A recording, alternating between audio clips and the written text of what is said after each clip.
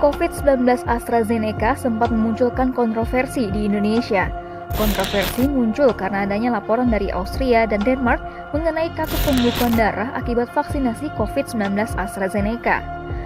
Namun, peneliti vaksin AstraZeneca dari Oxford University asal Indonesia, Indra Rudiansyah menjelaskan, kasus pembekuan darah yang muncul bukan berarti secara langsung akibat dari vaksin AstraZeneca. Mas Indra, ini kan ada beberapa perkembangan dari vaksinasi COVID-19 AstraZeneca di Inggris ya. Ini kan mengingat ada beberapa negara juga kemarin yang sempat menangguhkan vaksin ini gitu kan.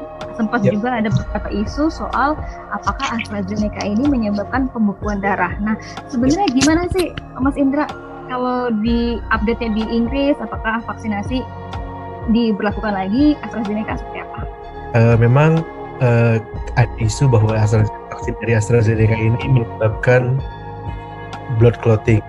Tapi di Inggris sendiri kita tidak pernah memberhentikan pemberian vaksin AstraZeneca karena isu itu sebenarnya tidak ada bukti ilmiah yang cukup untuk membuktikan bahwa vaksin kita itu menyebabkan blood clotting. Blood clotting itu sebenarnya kan pembekuan darah. Pembekuan darah itu umum terjadi dan memang tubuh kita tuh normal mengalami pembekuan darah.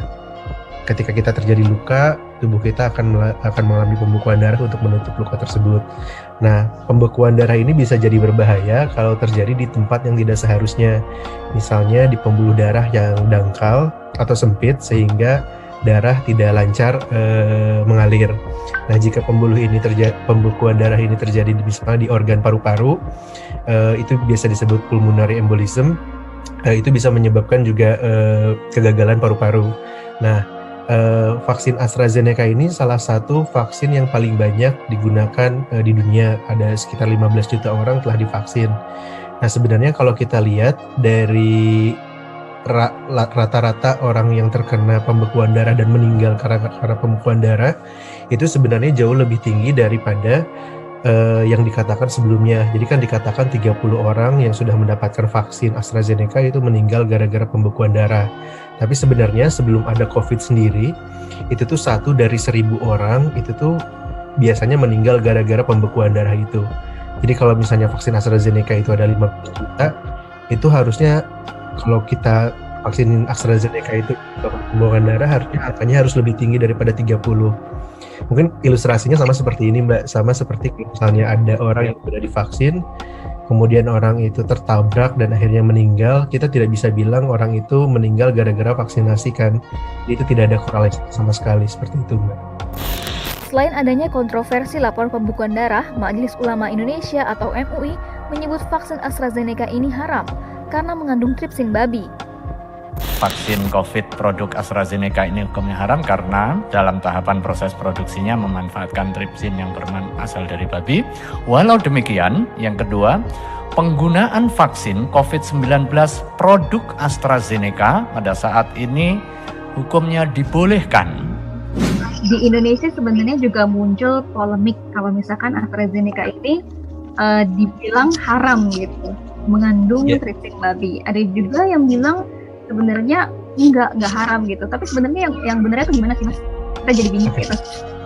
Jadi terkait dengan penggunaan unsur babi pada vaksin kita, sepengetahuan saya dan tim yang mengembangkan metode produksinya itu kita tidak menggunakan hewan atau bahan dari hewan sama sekali, termasuk babi.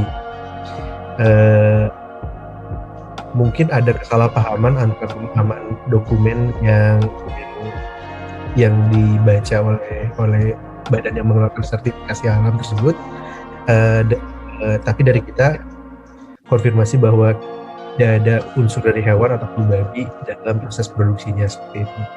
Mereka menganggap bahwa metode yang digunakan untuk produksi ini adalah metode yang general, karena ketika proses pekerjaan menggunakan sel tersebut memang diperlukan tripsin, tapi sebenarnya proses yang kita kembangkan sendiri itu tidak menggunakan tripsin sama sekali seperti itu Mbak. Jadi berbeda metode sehingga kita tidak perlu tripsin sama sekali seperti itu.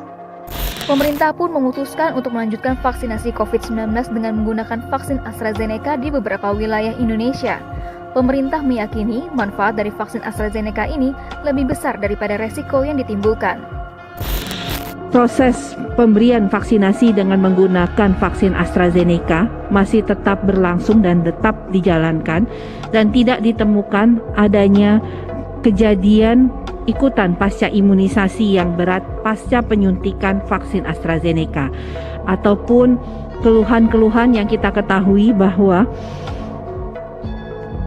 sebanyak kurang lebih 1 sampai dengan 10% penerima vaksin dari hasil uji klinis yang kita dapatkan, demam yang di atas 38 derajat Celcius, serta adanya bengkak serta adanya rasa sakit pada tempat suntikan adalah efek samping yang selalu atau biasa ditemukan pada penyuntikan vaksin AstraZeneca.